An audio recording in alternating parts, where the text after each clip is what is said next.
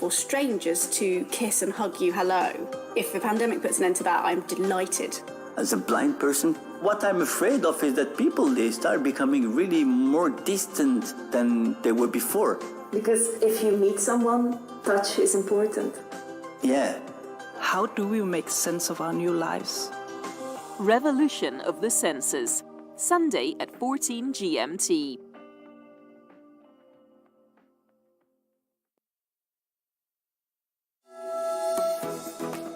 Welcome to Newsday from the BBC World Service with Alan Kasuja and me, Rahul Tandon. Good to have you here. Today we'll look at the arrest of a leading human rights lawyer in Uganda ahead of presidential elections there. A new marine conservation area spanning 1,000 square miles has just been opened off the Ivory Coast. In Tanzania, the government pressuring Twitter to suspend users who seek to embarrass it.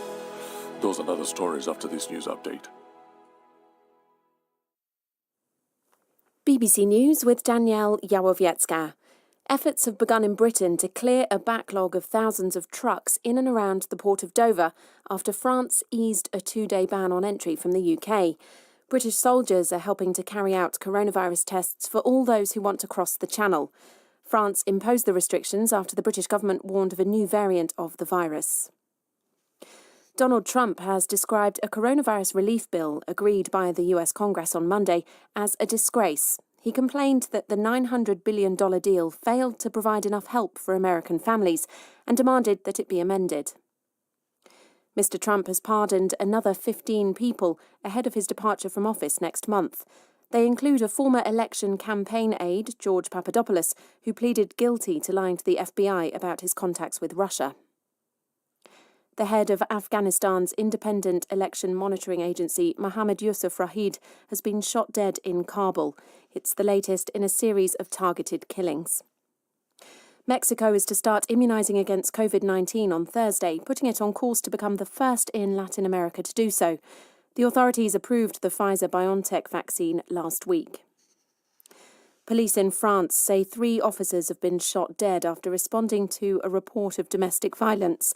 They were trying to rescue a woman who was trapped on the roof of a house in a village in central France. The people of Israel will vote for a new government in March, the country's 4th election in 2 years. Parliament was dissolved when the 2 main parties in the unity government failed to agree a budget. And an Indian member of parliament from the BJP has filed for divorce, accusing his wife of betrayal after she joined an opposing party. Soumitra Khan accused the Trinamool Congress Party of ending his marriage. That's the latest BBC News. Welcome to Newsday with me, Rahul Tandon, and Alan Kasuja, who's with me in the studio here in London. And lots coming up in this half hour. We're going to be looking at the issue of freedom of speech in both Uganda and Tanzania. We'll be looking at the issues of marine coast reserves in Ivory Coast. And we're going to be hearing some beautiful music from a pianist in Afghanistan. He's good. He is very good. He's very good.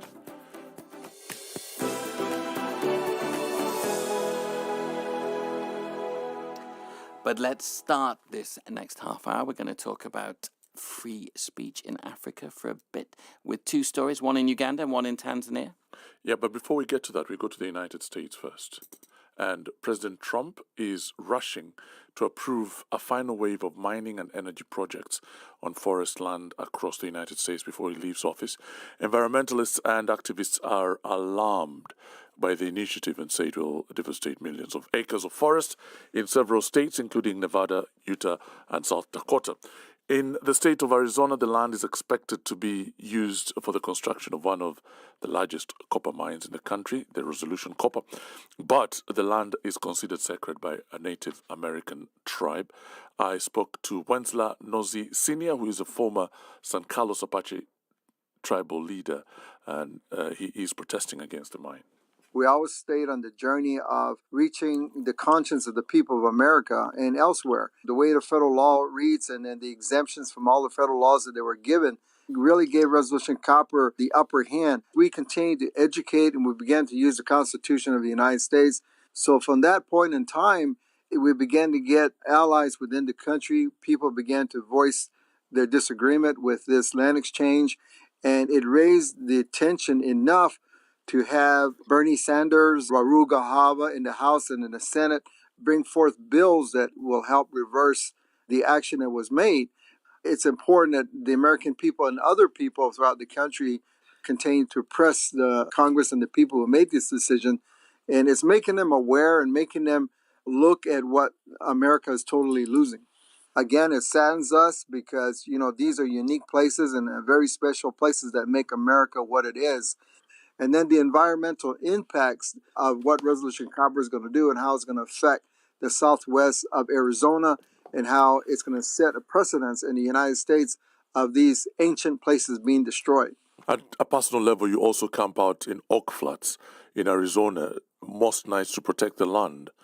Tell me a bit more about that. Well, for my great-grandfather, grandmothers, they were exiled out of these areas, in the 1800s. I have my grandfather, grandmother, and I have my mother and father born to what was a concentration camp. They held us people as prisoners of war, and then eventually it becoming a reservation. And so growing up and hearing my grandfather speak about one day the United States did say that we would eventually go back to where our indigenous places were. And so as far as those treaties and as far as those agreements never happened. So me growing up and seeing the effects that it was taking on our people from our religious places being lost, I wrote a letter and I delivered it to the United States. I went to Washington, D.C. and told the congressional leaders that I'm vacating the reservation where they stuck me as a prisoner of war, and I'm going back into my indigenous place. So I vacated the reservation and left back to Tonto National Forest, where it's called Oak Flats, where in Apache it's called Chichebecote, where we came from, my family came from. So I went home, and I've been there a year and 3 weeks now. For a lot of people who don't understand how the reservations work, why did you need to write to say that you'd vacated the reservation? Well, because right now we still have tribal enrollment numbers. And what that means is that when we came in as prisoners of war, they placed numbers on us. So every child that was born up to me, my daughters, my sons, and their children, we all have numbers that have us belong to a reservation. And so I vacated, meaning telling the United States that I'm leaving the reservation and I'm going back to where you exile our people from because of your negligence. And so I went back. So one of the things that was really important for us was that to see if the United States was going to bring back the 1800 laws where they had forced marches onto the reservation. But because, what I'm doing in protecting our holy site, our holy ground, it would be too much an impact. And so they were able to just stand back. But I think what they're doing is that they're going to leave the problem to Resolution Copper to force me off our sacred land. What I did was I just went home because the negligence of the United States not taking care of these places that are important to sustainability of life. And thus Wenzel Nosy Sr., a former San Carlos Apache tribal leader, speaking to me not too long ago.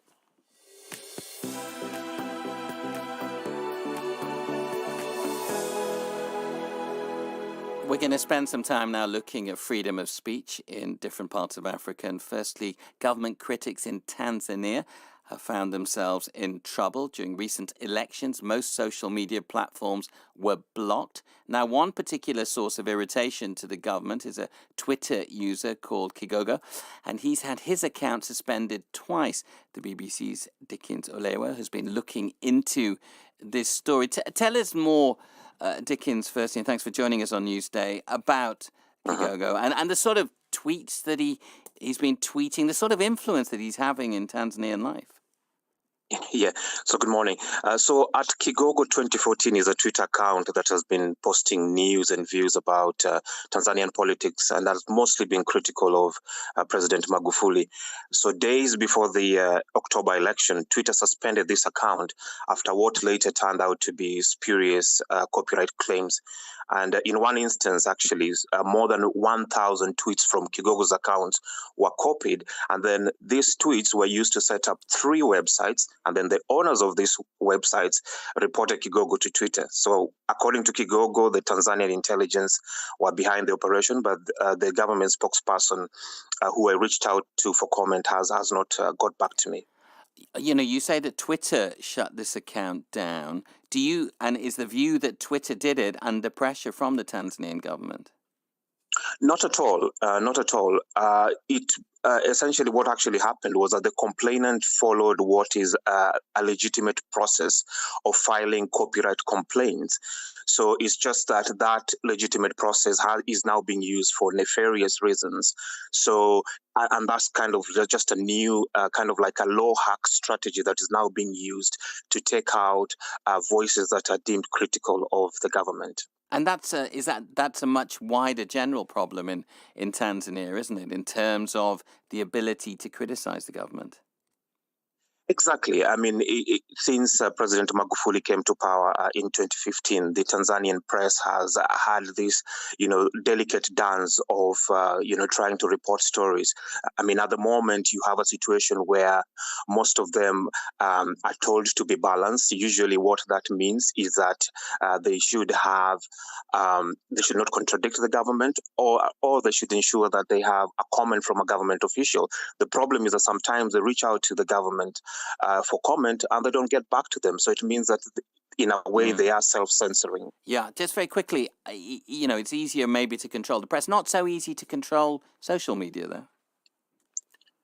Well, not at all. So actually what's happening, even though Twitter at the moment is blocked, you're finding that people are taking screen grabs of some of the tweets, for example, from Kigogo's account, and that is being fed back to WhatsApp, which is very popular. So there's this parallel information system that is kind of unfortunately full of rumors and gossip. And that's because the mainstream press essentially, is just finding it hard to actually do accountable and free, do their job properly.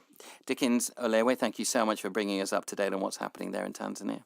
Let's cross the border, go to Uganda, and we've just talked about free speech in Tanzania. Let's go to Uganda. Last month, we're talking about Uganda's leading human rights lawyers, Nicholas Opio, and we talked to him for his views on the arrest of Bobi Wine, one of the main opposition leaders. Well, in the last few hours, or yesterday afternoon, as it turns out, Mr. Opio was arrested, and this is weeks before the East African country holds a presidential election. We're now joined by Ophelia Kemijisha, who is a staff attorney at Mr. Opio's organization, Chapter 4 Uganda. Ophelia, thank you for joining us. What's the latest you have on Nicholas's situation?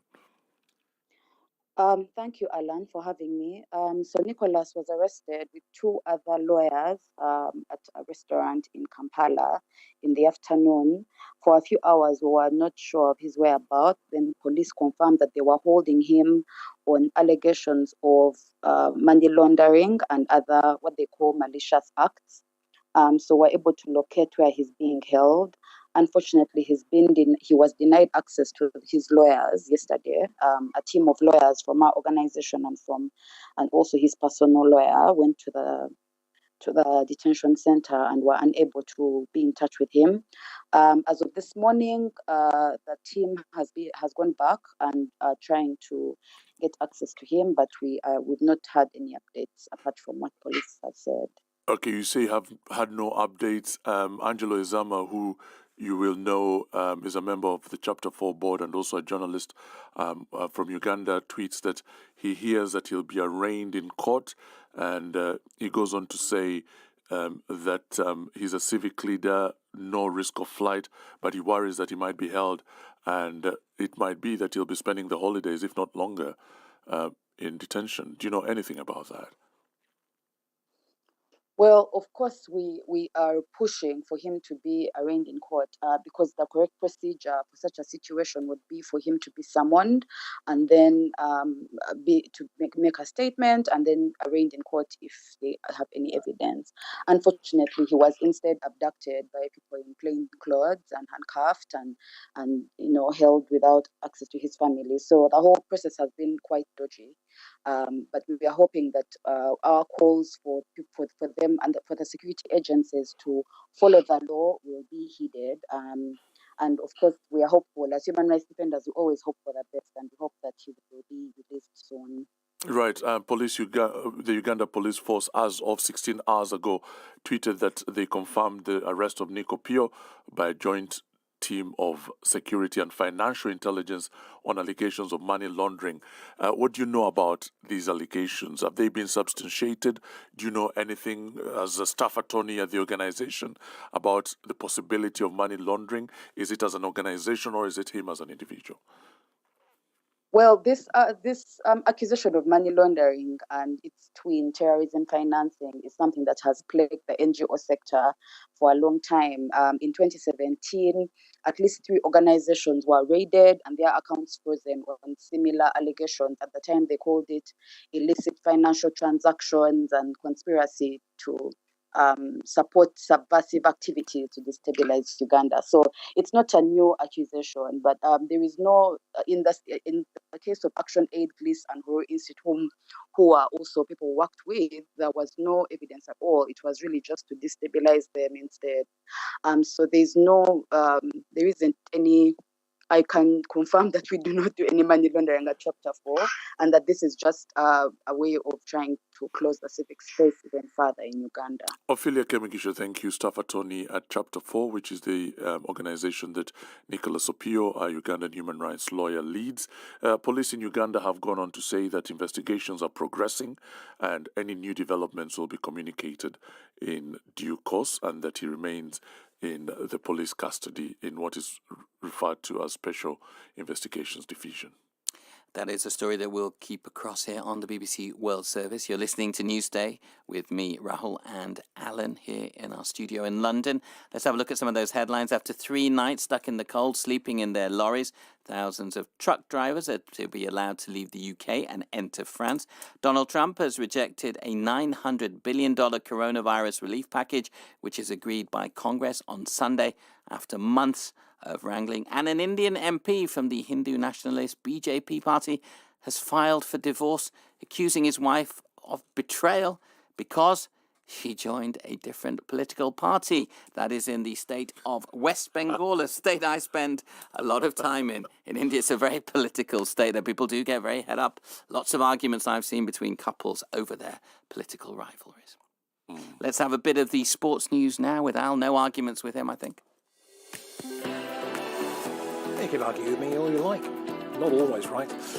In the NBA, the LA Lakers picked up their championship rings from the league commissioner and then immediately made a losing start to their title defence. LeBron James said a short pre-season was behind their 116-109 loss to the LA Clippers. This game 1, it's the first test for us. We've literally been together for 9 days as a full group. We got some returning guys, but we got a lot of new pieces that's going to play a big role in our success this year. So we look forward to watching the film tomorrow and get better for tonight. Kevin Durant scored 22 points on his competitive return after an 18-month even Achilles injury. The Brooklyn Nets thrashing Durant's former side, the Golden State Warriors, 125-99. To football, and at the African Champions League, Young Buffaloes of Eswatini came within 5 minutes of registering the biggest result in their history, 2-0 up on former African champions AS Vita in the first leg of their first round clash.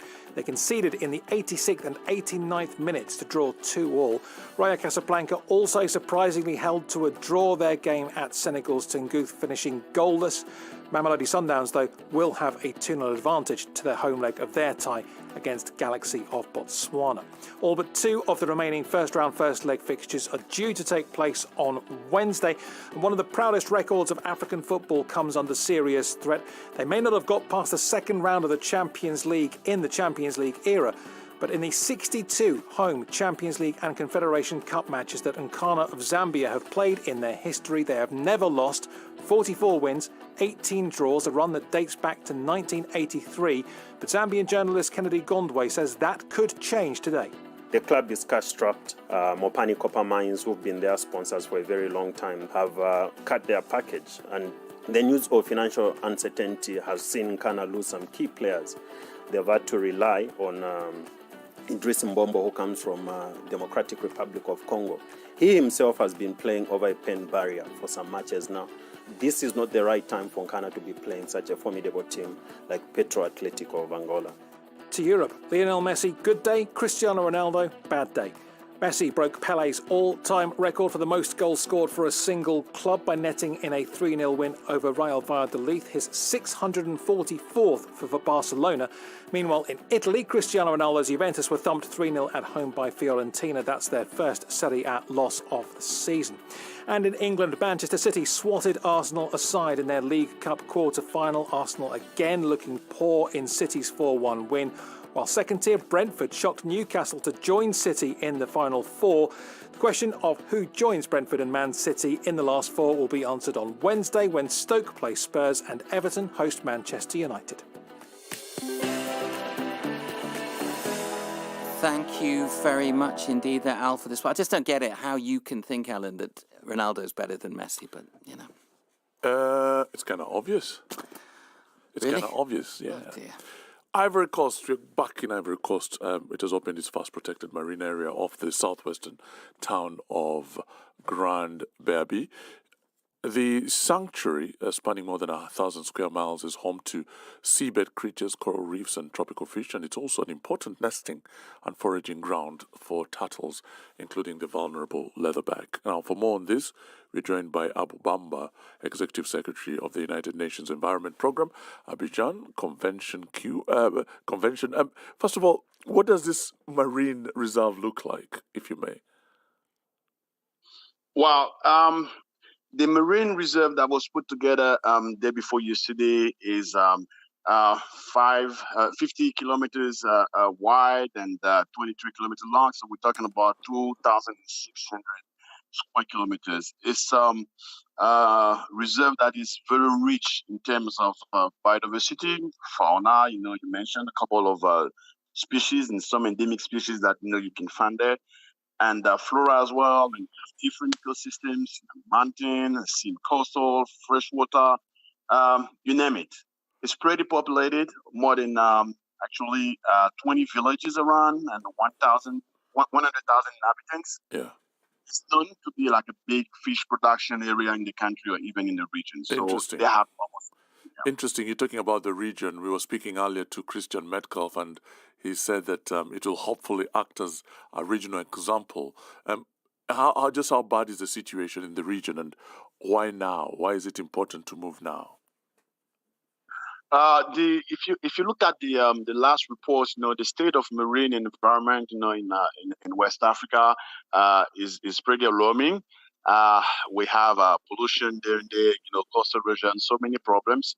And we believe that the creation of marine protected areas in the region will lay down the foundations actually to tackle those problems and keep alive the ecosystems and the benefits and services that they provide to the countries and to the population. So we believe that Côte d'Ivoire starting, the other countries will follow. Are you not just how do I put this? Are you not just replenishing what has been taken away by illegal fishermen? Unreported, unregulated fishing remains a problem, with some people coming as far away as Asia to fish in these waters.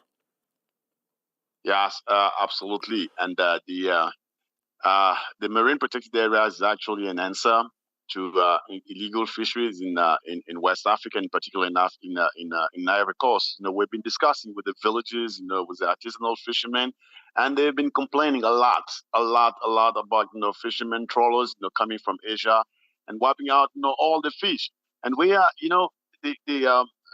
the problem is that those fishermen, they used to have one or two fishes, for their survival and selling some in the market, and now they're having nothing, and they're slowly moving, from poverty to misery. And we believe that, once we have the marine protected areas, those trawlers, coming from Asia and some other parts of the world, will not be allowed, to enter certain zones that will be reserved for the artisanal and the local fishermen.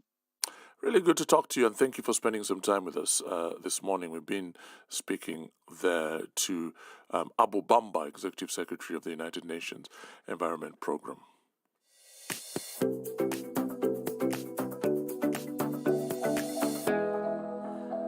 Finally, Asin Fahim was 5 when he saw Roman Polanski's World War II film The Pianist on a TV at an orphanage for Afghan refugee children in Pakistan.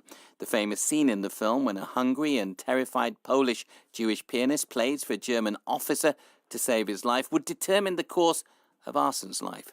15 years on, he's now living his dream as a young pianist and composer in his homeland, Afghanistan. He's been telling Newsday about the journey to where he is.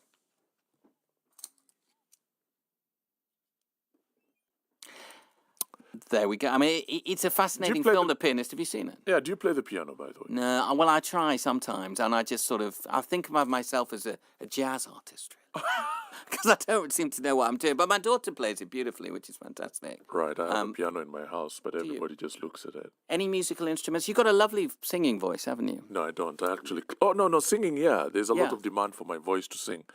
But here's the music that we were telling you about, right?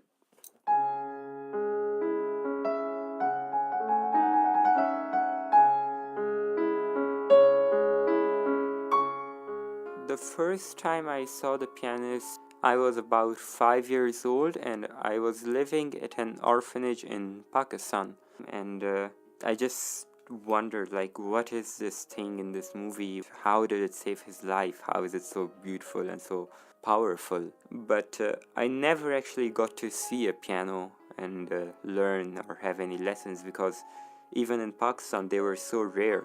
I remember just having this dream to see a piano and just hear it and see it with my own eyes and ears.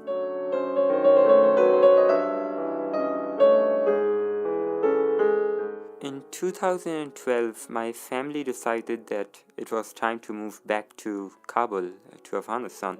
And when I came here, the same organization that operated the orphanage in Pakistan had a learning center. And the first day that I got to the learning center, I could hear the piano from like behind the door. I was so excited, and I just couldn't hold my excitement, and I was very scared that I'm not allowed to open this door and enter without permission, but I did it anyway. And the person who would become my teacher, Milad, was playing a Chopin etude.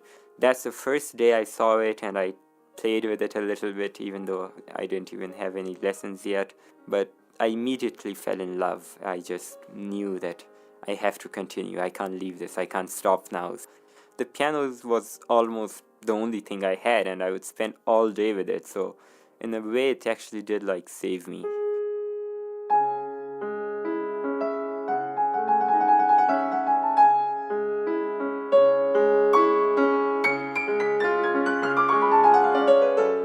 My parents weren't very happy about it because, first of all, being a musician is a little bit dangerous here. Even today, there are people who are against music, and also it's very difficult to make a living as a musician here because there just aren't many jobs and opportunities for musicians. Owning a piano is almost impossible in Afghanistan. There are no shops that sell a piano, and even today I don't own an actual piano. I just have an electric piano which was donated to me. But in order to practice, our school would finish at 3 p.m. so I stayed late and practiced. But that is very dangerous because Kabul is very insecure. Like, of course, there are things like insurgents and Taliban that can be dangerous, but even apart from that, there are a lot of thieves who will just kill you to get your phone or money or whatever you have with you, and it's something that happens very often here. So I guess it's a risk that as a musician, if I really want to progress and achieve my dreams, it's just a risk that I have to take, and I'm willing to take it. Oh, that is so beautiful, isn't it, Alan? Really, it makes me wish that I had, learned to play a musical instrument, but unfortunately. Yeah, I learned how to clap. Did you? Go on, let's have a demonstration. No. Alan, go on, you can give me a clap. I think I've done well today. Yeah, I just clap like anybody claps, Yeah. About playing instruments, no. I drum a little bit, traditional music. Yeah. Yeah. Yeah, I like the old drums. I had a few at my wedding. The old Bhangra drums. Your 1,200 people wedding. Yeah, 1,200 people. Yeah, that was the best bit of the wedding, really, I think. Yeah. I don't remember much of the rest of it. Try and forget it. Yeah, we've got to say hello and thank you very much for joining us. If you're in the US, WNYC-FM in New York, KPCC-FM in Los Angeles, and KQEI-FM in Sacramento. Banjul, also West Coast Radio, 93.5 FM, 89.5 FM if you are in Nairobi. Good morning. This is the BBC World Service, looking at climate change. The climate study endorsed by 11,000 scientists warns there'll be How do we deal with the challenge of climate change? Each week, we'll talk to our journalists on the ground and hear how the crisis is unfolding before their eyes. And we'll be bringing together leading experts to hear how we might make a better future. Join Neil Rozelle and Greer Jackson for The Climate Question, Monday at 9:20 GMT. And in half an hour, we join Ed Butler for Business Daily. 2020 has been a crazy year for global shipping. Log jams at UK ports this week are just one symptom of a worldwide trend. What's really going on in the shipping lanes, and what does it mean for the future of globalization? Next, it's Hard Talk, here on the BBC World Service, the world's radio station.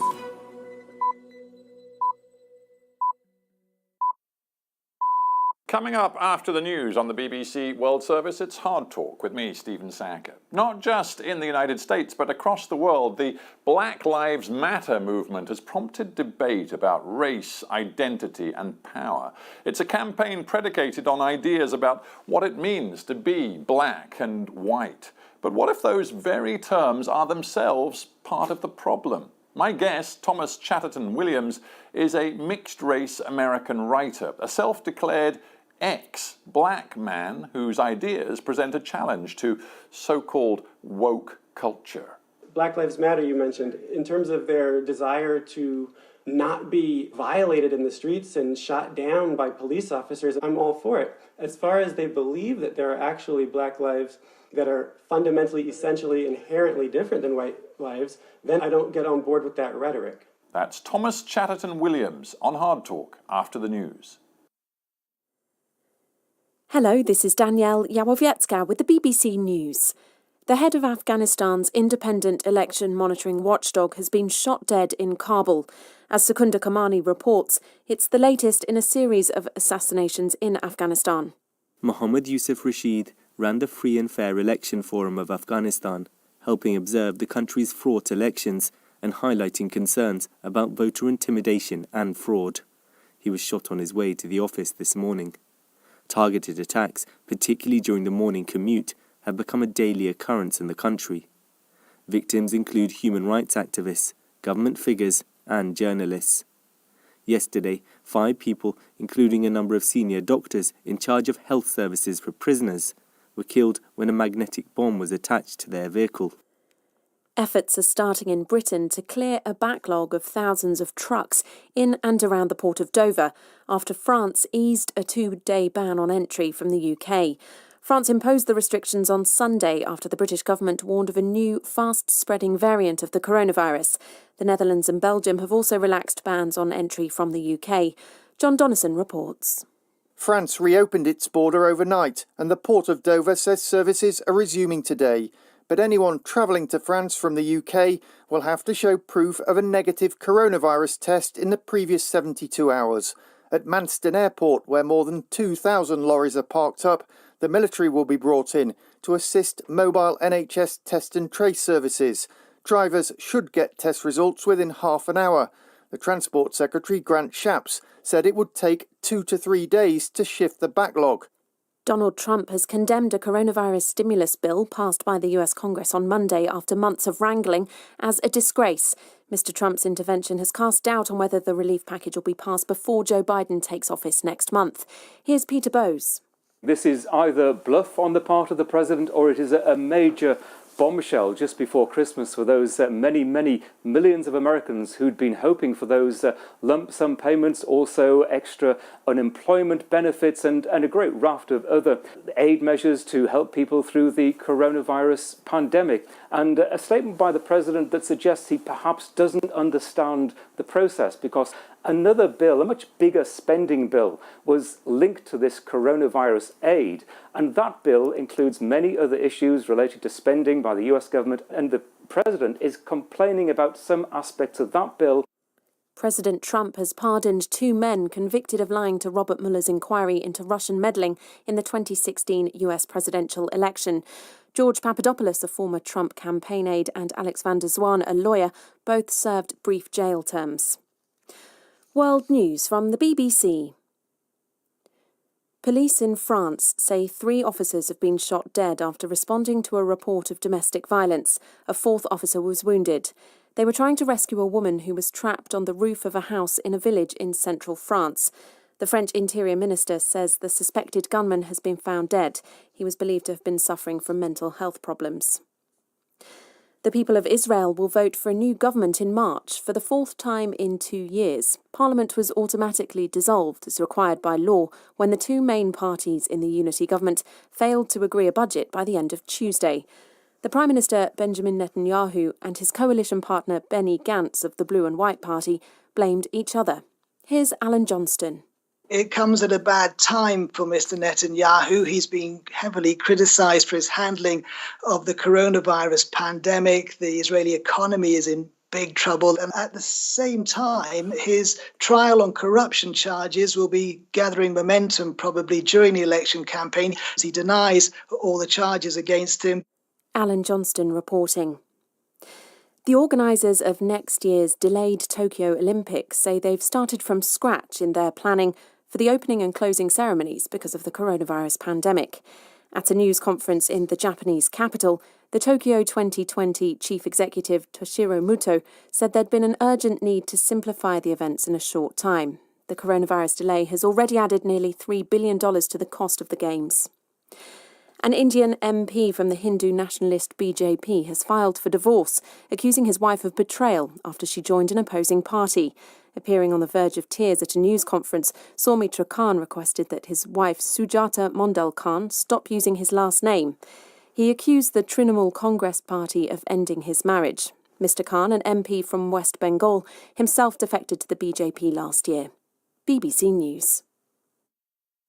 Welcome to Hard Talk on the BBC World Service with me, Stephen Sacker. My guest today has written 2 deeply personal books about his experiences and identity as a mixed-race American. Thomas Chatterton Williams's father was a black American whose family hailed from the segregated South. His mother was white and blonde.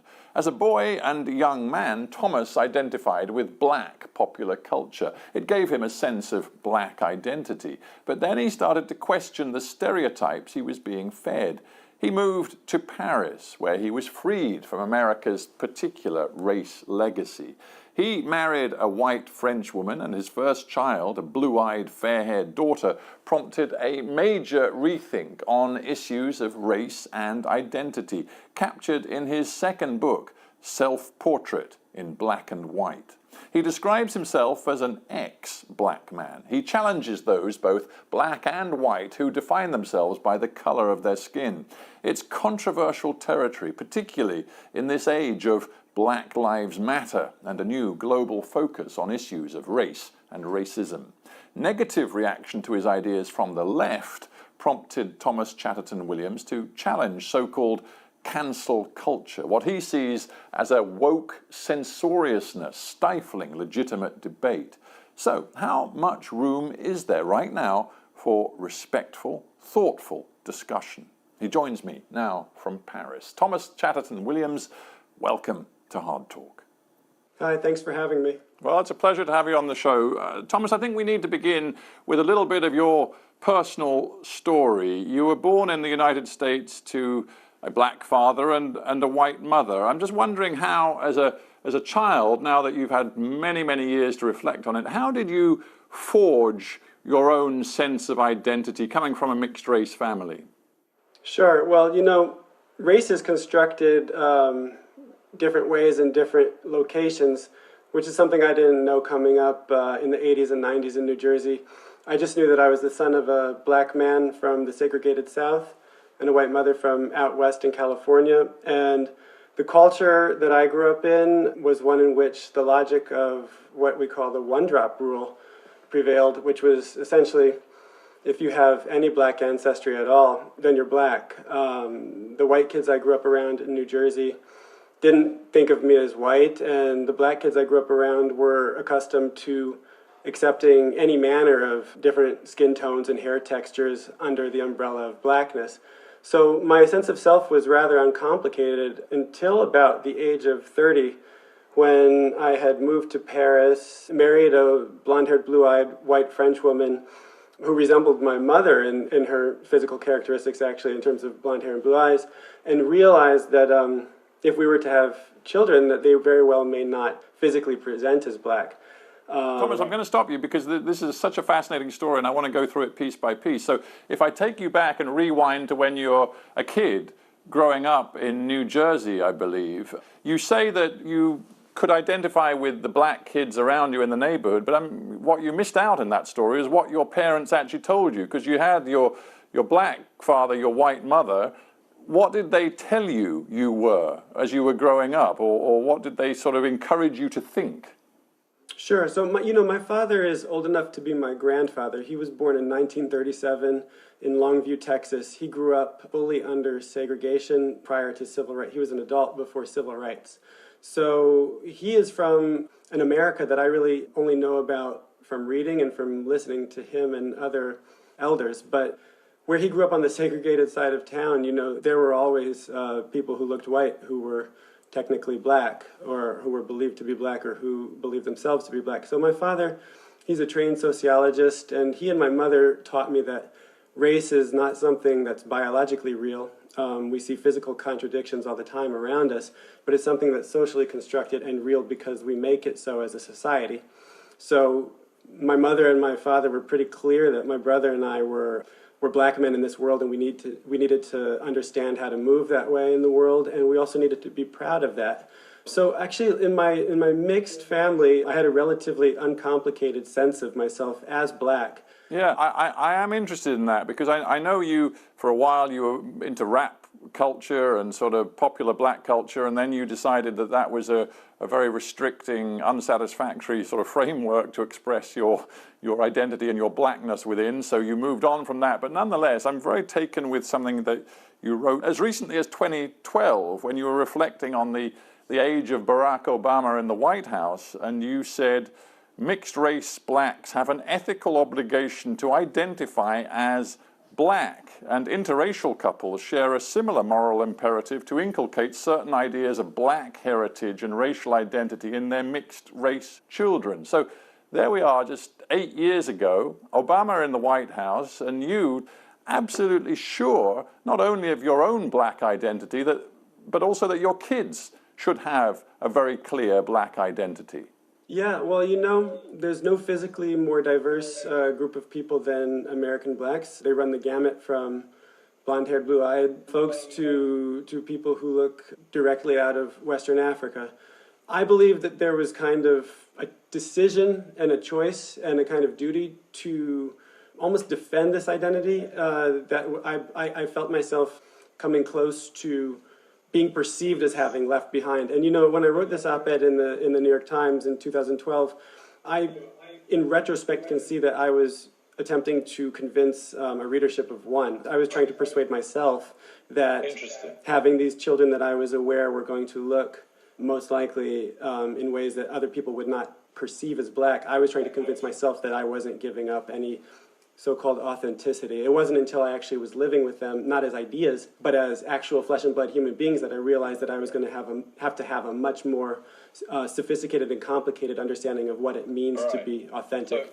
Right. So you clearly did a very bad job, if you don't mind me saying, of convincing yourself, because your ideas evolved not so much sort of around the corner, but a complete U-turn. So that when you and your French wife had kids, it seems that changed everything, and you decided you weren't black at all. Well, it's a little bit more complicated than that. First of all, I'd been living in France for several years at this point, and it's important to understand that the French don't have a conception of the one-drop rule. That's not how they perceive identity.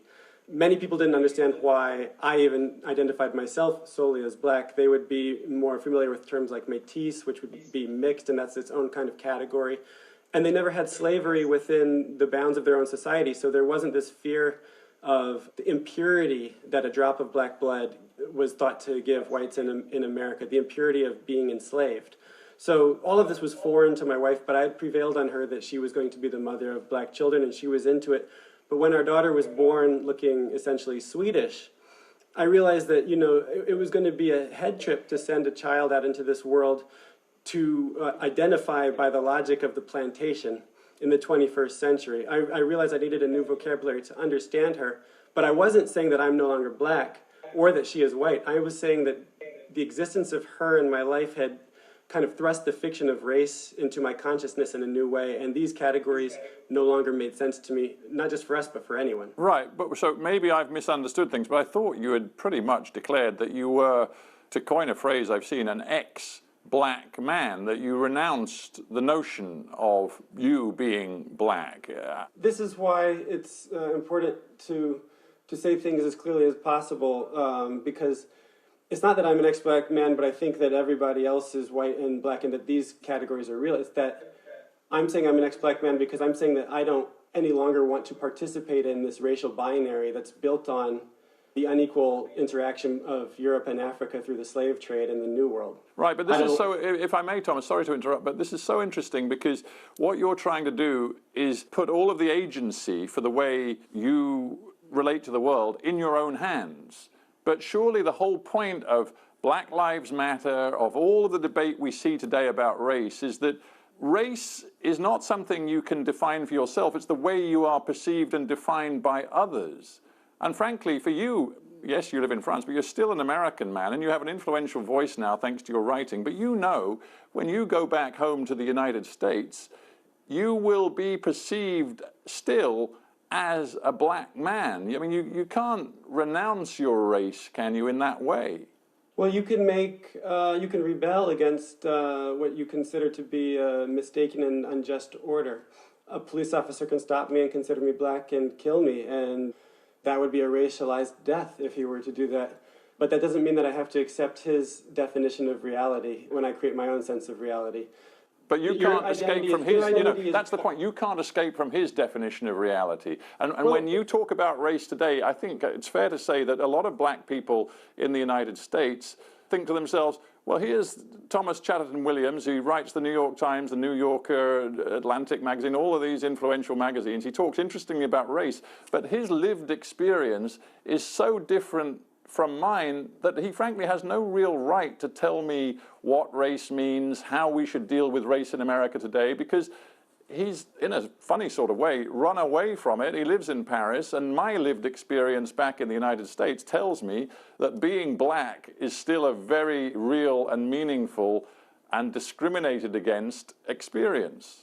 Your identity is a constant negotiation between how you perceive yourself and how the institutions and other people you interact with perceive you. When I'm in France, I'm frequently misperceived as North African or Arab. Doesn't make it real, and doesn't mean that I need to accept that sense of myself that the French system of reality thrusts on me.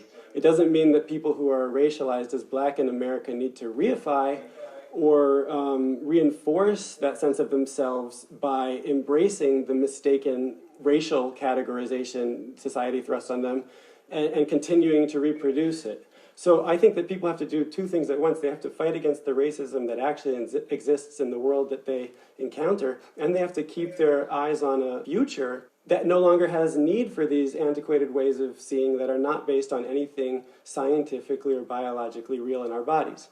So I don't think that's too hard to do. I just wonder, in practical terms, what you're adding to the debate by saying, as you've said in influential articles, that what you want to see is a return to a childlike notion that skin color and racial origin simply don't matter, that we don't count them, we don't notice them even, because we haven't been systematically programmed to think in that way.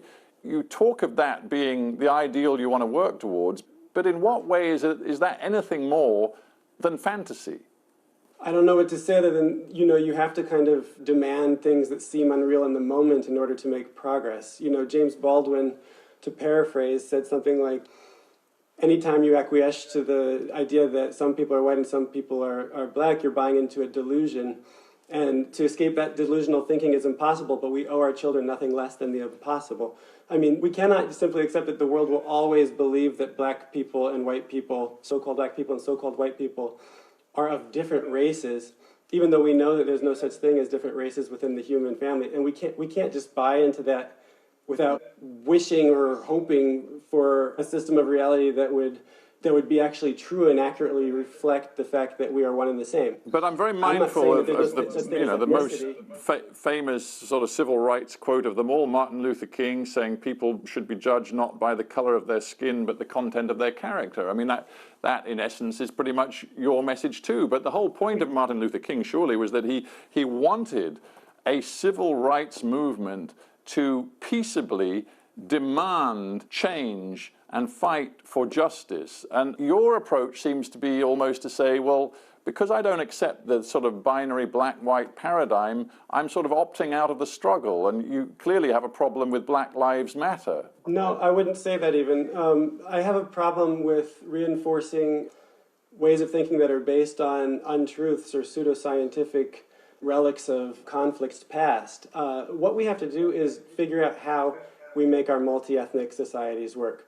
We're not going to stop being multi-ethnic societies in the United Kingdom, in America, in France, in many Western democracies. How are we going to make these societies work? Is it going to be by doubling down and reinforcing the mistaken notion that we are separate races and that therefore every separate racial category must be somehow equally respected, even though these color categories necessarily imply hierarchical arrangements coming from slavery? Or is the way that we make our multi-ethnic societies function better by trying to actually live up to the idea of a transcendent humanism, in which people are individuals, not avatars of groups, broadly defined, abstractly colored? How do we make that function? Black Lives Matter, you mentioned, in terms of their desire to not be violated in the streets and shot down by police officers, and police officers in America, they destroy 1,000 people or more a year of all physical varieties, of all so-called racial backgrounds.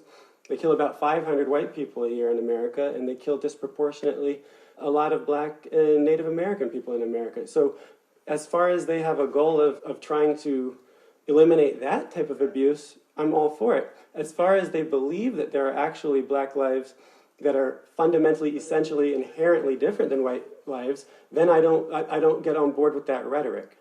This is where it gets sensitive and difficult. I mean, not so very long ago on this show, I interviewed the American philosopher and podcaster Sam Harris, who has a really big following across the US. And he basically said, I have a profound problem with Black Lives Matter, because to me, it is another form of corrosive identity politics.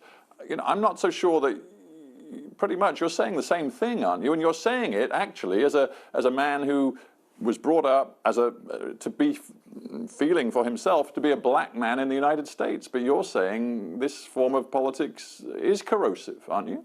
I'm saying that for any video that you see or that has mobilized people's outrage recently of a black man, even of a black man like George Floyd being kneeled on until he dies horrifically, you can find videos or evidence or case histories of that happening to a white person. I'm not saying that there's not racism involved or terrible injustice towards certain demographics. What I'm saying is that, what is our goal? If our goal is to eliminate these kinds of abuses and de-escalate violent confrontations with our over-militarized police forces, then my thinking is that the best way to do that is to get a broad-based consensus that brings people together, as opposed to makes people believe that this is somehow a racialized abuse that only affects one demographic and therefore they can tune out, or that can even antagonize people, as we've seen some of the excessive violence associated with protests over the summer have done after an initial outpouring of sympathy for the cause. I don't think that we're going to get to a better future by fracturing ourselves into ever more hyper-specific identity categories. Thomas, I believe your memoirs and your journalism and your writing have brought you into conflict with what one might call the progressive, some would say woke cultural movement in the United States. How difficult have you found it to engage in debate, to air these ideas that you're airing with me in a form which doesn't degenerate into name-calling? Well, Twitter is not the best place probably to engage these debates. I find that publishing long-form essays and reportage is pretty good. And I find that, coming on programs like yours is a good way of speaking about ideas. But a lot of the people that criticize some of the people that have the loudest voices on these issues, they're not much into debate. They're much more into a kind of pseudo-religious kind of speechifying that brooks no dissent. So we don't really have a debate going on except for one that speaks past each other. So I've come in for criticism, but unfortunately I've never really been able to address directly some of the people you might be referring to, other than behind the scenes. But the thing is, what you did do in the summer, which was very high profile, was you were one of the sort of prime movers in a letter jointly signed, I think, through Harper's Magazine. It was published of pretty much 150 very well-known writers, authors, novelists, all sorts of people, including very famous figures like J.K. Rowling, Martin Amis, and others. They all put their names to this sort of condemnation of what you called cancel culture, the idea that there's some sort of new woke progressive censoriousness which is stamping down on people like you, avowed liberals, expressing ideas that don't go with the woke consensus. But surely the truth is you have an amazing platform, as do all the other 150 people complaining about cancel culture. What is this cancel culture you speak of?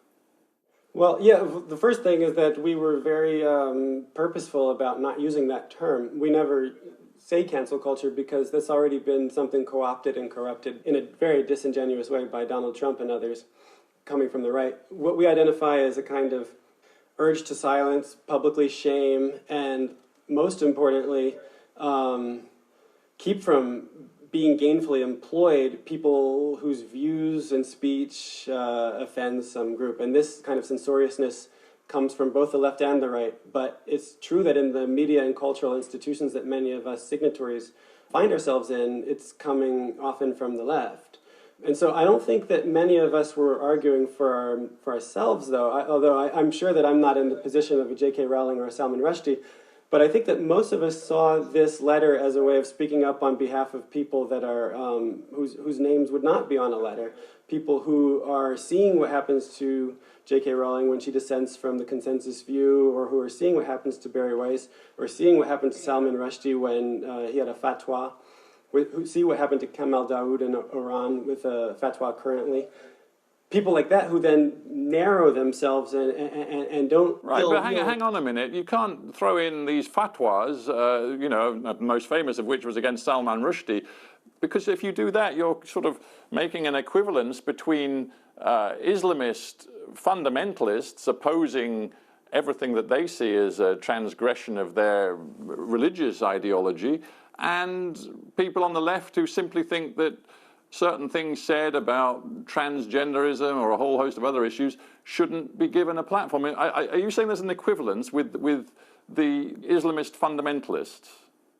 No, I'm not saying there's an equivalence, but I'm saying that many of the signatories, from Garry Kasparov to some who do have fatwas, to some who escaped authoritarian regimes in Iran and elsewhere, to Duane Betts, the poet who spent 8 years in a maximum security prison since the age of 16 and then graduated from Yale Law School afterwards. A lot of these people who have been through serious forms of silencing believe it operates on a continuum. Isn't it? So, there was a counter letter after yours signed by a whole bunch of other writers. Jeff Yang, I believe, was one of them. He works for the Wall Street Journal. He said it's hard not to see Thomas's, that's your letter, as merely an elegantly written affirmation of elitism and privilege by people who have absolutely no problem expressing their views. And he's got a point, hasn't he? I don't think so, actually. First of all, my inbox is flooded with messages from people who would not be considered elites, who might be assistant book editors or associate professors without tenure at colleges, who said that the letter really was a shot in the arm, or maybe even allowed them to feel that they might possibly be able to express themselves. People have written us to tell us that they've never once said what they actually think in the context of their work environment because they don't believe that they could survive that. So I think that this letter was on behalf of them, and that's not a very elite project. Some of the people in the letter are extraordinarily elite. There's no denying that. But what I see them having done is a kind of act of generosity. Malcolm Gladwell doesn't need to sign a letter or do anything else. He doesn't have to work anymore. So him speaking up is not for himself. It's for anyone who could be benefited by his voice. Thomas Chatterton-Williams, we have run out of time. Thank you so much for joining me on Hard Talk. It's a pleasure. Thank you. You're listening to the BBC World Service. Every hour, we bring you the latest news headlines. Events around the world as they happen. With further in-depth analysis throughout the day. If the political will exists, then I think it can be done. We've been across so many lines in the sand that I think we're almost out of the desert. From our presenters and reporters. I just think we need to kind of stop it and recognise the significance of the moment. Based all around the world. As our North America correspondent reports. The latest from Johannesburg. Our Middle East editor has more details. More from our correspondent in Sydney. And we tell the stories of the people at the heart of the headlines. I saw so many injustices. Nobody helped. Everybody's scared. This is crazy. You've got to wonder what the motivation is. Are people running away from something, wanting to hide from something? I don't care where the chips fall. I'm going to speak the truth, say it like it is, no matter what. It's a fight for my land. It's a fight for my people. The BBC World Service, the world's radio station. You're listening to the BBC World Service.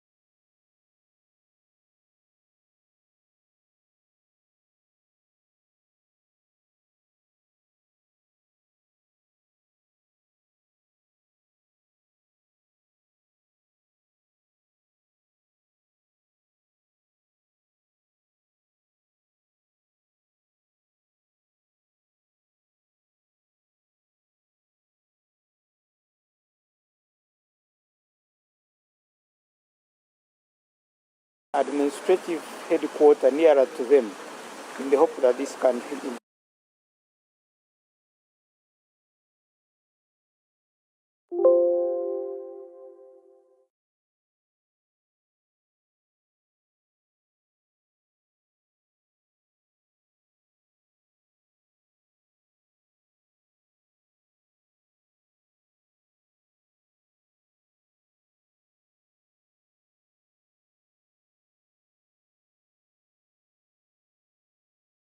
The people of Israel will vote for a new government in March, the country's fourth election in 2 years. Parliament was dissolved when the two main parties in the unity government failed to agree a budget. A court in southern India has sentenced a Roman Catholic priest and a nun to life in prison after they were found guilty of killing another convent sister almost 30 years ago. Father Thomas Couture and Sister Sephi were convicted on Tuesday of killing 18-year-old Sister Abhaya with an axe after she discovered they were having an illicit sexual relationship. Police originally thought the young nun had taken her own life. That's the latest BBC News. Hello there, I'm Ed Butler and welcome to Business Daily from the BBC. Today, a story of global blockages, supply chain squeezes, as stay-at-home consumers spend. If I can't go to a party, at least I can sit at home and order stuff on Amazon, which is exactly what's happening.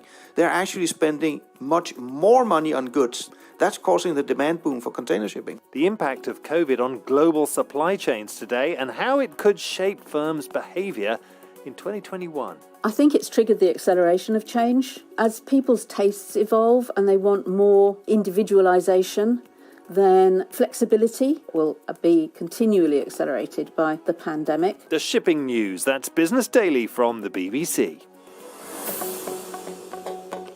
It's very difficult.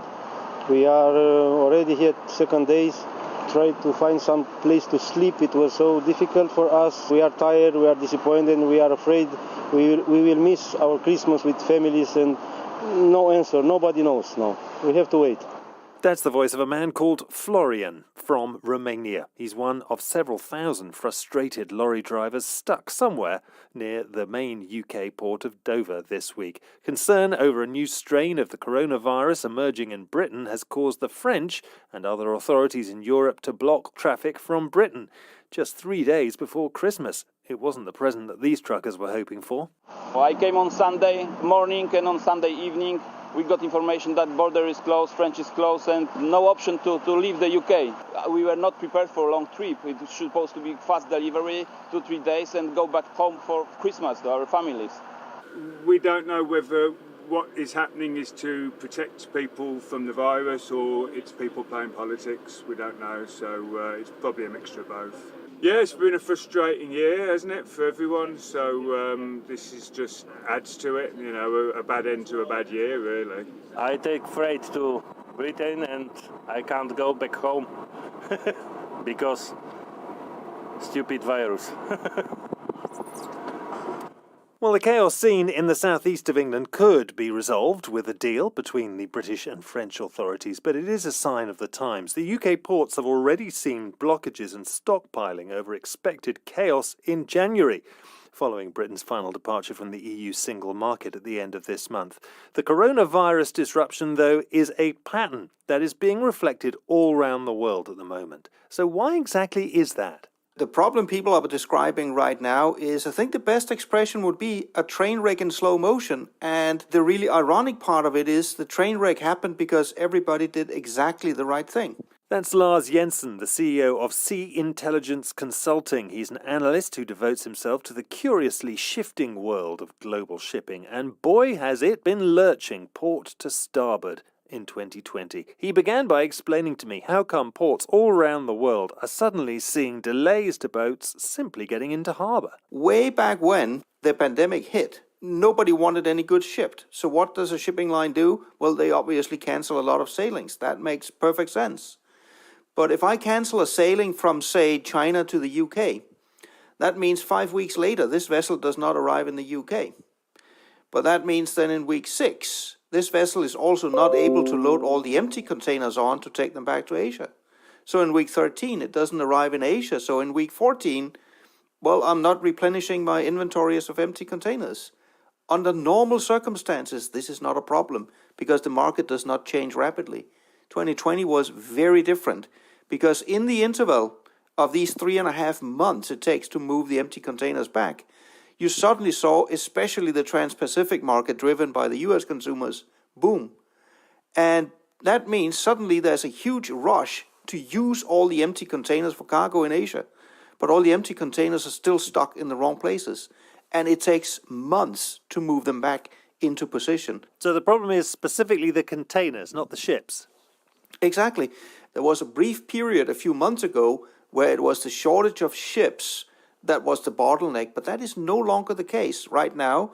And I would say in prioritized order, bottleneck problem number 1 is a lack of empty containers. Bottleneck problem number 2 is congestion in ports and terminals. And the shortage of ships is actually down as bottleneck problem number 3. Yeah, and we're seeing congestion right now. Where? Everywhere, I think would be the easy answer. And the congestion is actually a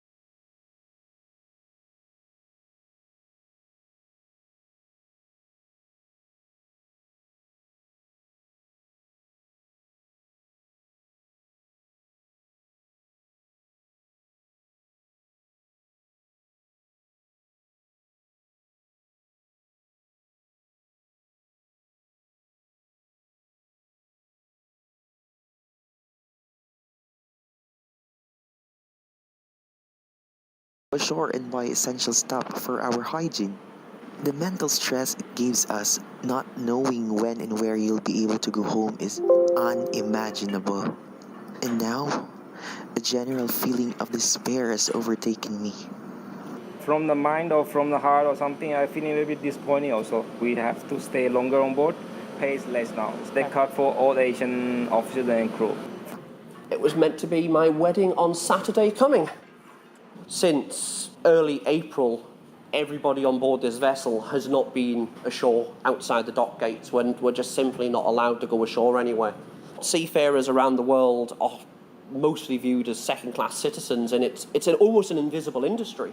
Sailors speaking in October, and Lars Jensen certainly agrees with that final point there. There are thousands of ships around the world where the crew has now been overstaying for more than half a year, where they were supposed to go home, but they just cannot go home. They cannot go ashore. They cannot get the medical attention they need. This is actually a very severe problem for the seafarers across many parts of the world. And I can't help but contrast the seafarers from, say, the truck drivers. If you look at us here in Europe, most countries in Europe were very quick to recognize that obviously you need to have exceptions for truck drivers because trade is such an important part. But yet again, nobody thinks to extend that to the seafarers globally. Come sail your ships around me and burn your bridges down. We make a little history. So where will all of this chaos lead us in 2021? Well, earlier this month, Lars Mikkel Jensen, who's head of the Global Ocean Network at Maersk, it's the world's largest commercial shipping line, he told the BBC that the current obstacles at ports will not be ending anytime soon. For all we hear is that certainly, as it is every year, in the period up to Chinese New Year out of China, and this is, I think it's the 10th of February this year, we're going to see a continued, situation as today. We're getting increasing feedback in from customers saying that because there is a backlog of things that are not getting shipped in January and February, so I would suspect, and I wouldn't be surprised, if we saw the current situation continue for most of the first quarter, and then a gradual normalization. But does it normalize in the early parts of March or only in May? I wouldn't dare to predict that. Delays in the short term, but even with things gradually returning to normal later on, will there be a change in the way that companies decide to do business? After all of this disruption could persuade some of them to reconsider how they organise their complex supply chains. Here's Bridget Rosewell. She's a commissioner with the UK's National Infrastructure Commission. I think that the pandemic has, if you like, put at risk a reliance on just-at-time delivery.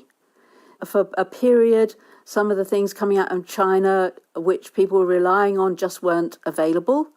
And that just made people think, perhaps we need to be a bit more cautious. We might even need to have more stocks, for example. 30, 40 years ago, stock building was a really important part of the economy as it went up and down, and then we forgot all about stocks. So that's one particular risk which has come back onto the table. Right, so because companies were depending on things arriving just sort of like tomorrow, if they needed them, that now suddenly looks a far more fragile concept. Absolutely. So the fragility of that just in time, having the lorry just waiting outside with the thing that you really needed, even if it had come halfway across the world, then that means either that you need to make sure they're available and made closer to you, or you need to be storing them in a warehouse. And those two things are what people are now beginning to think about much more carefully. So is globalization going to change? Do you think it has been changed irrevocably by the pandemic, or that this has triggered the acceleration of change? I think it's triggered the acceleration of change. As people's tastes evolve and they want more individualization, then again, longer supply chains aren't necessarily very good for that. You want something where you can change the colour, for example, pretty quickly and get a new delivery in. That's not very easy if you've got to get, several massive containers loaded onto a big ship in Shanghai and shipped over. Takes weeks. So flexibility is definitely accelerating, and I think that will be continually accelerated by the pandemic. For international trade, I think it will change the pattern, but not necessarily reduce it. I mean, we are a bit going through a deglobalization, taking stock, if you like, and that's both economic and it's about environmental pressures. Across the globe, the pressure for net zero will mean, I think, that supply chains will be thought of as needing to shrink. But in general, globalization has made many, many, many people in poor countries, as much as in rich countries, better off. So it has a dynamic, if you like, that will continue to deliver.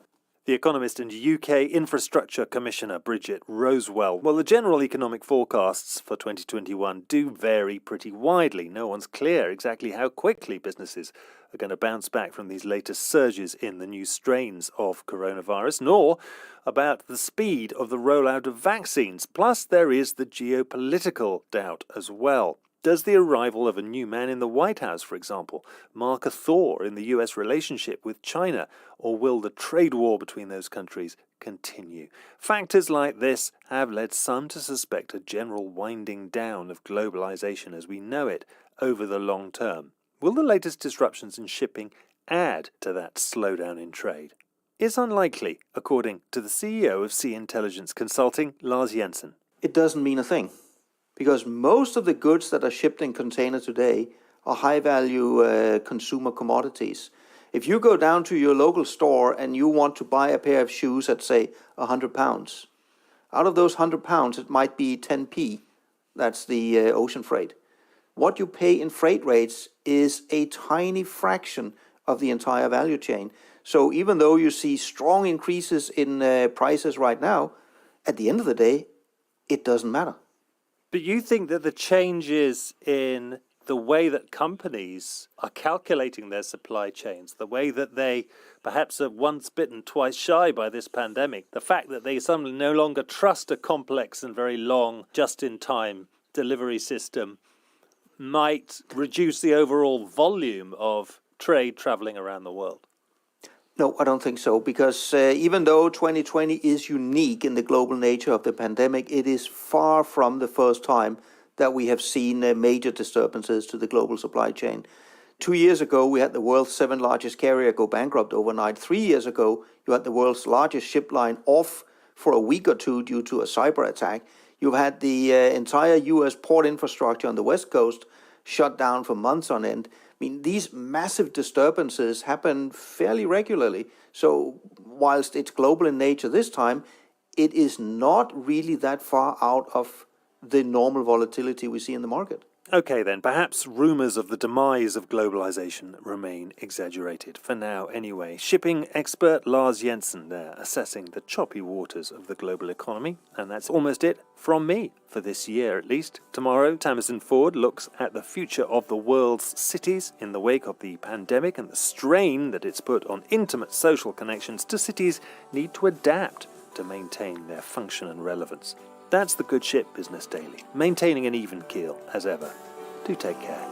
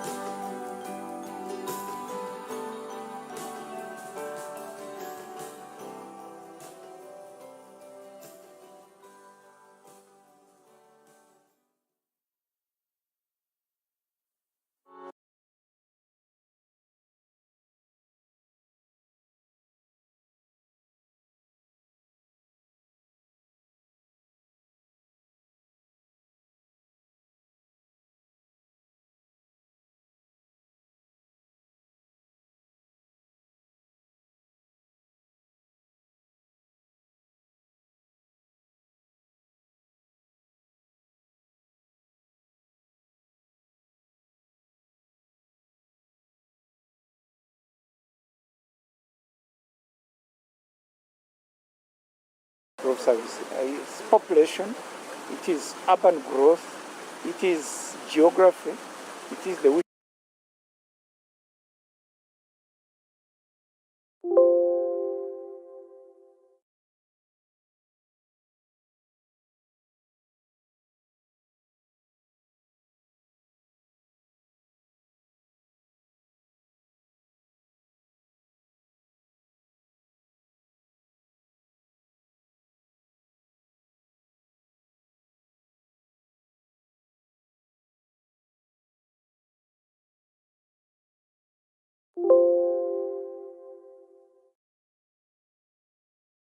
wishes of the people.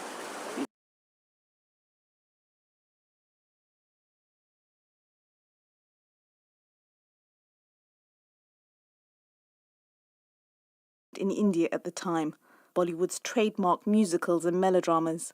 Filmed in black and white, the films tell the story of 3 generations of a poor Brahmin family.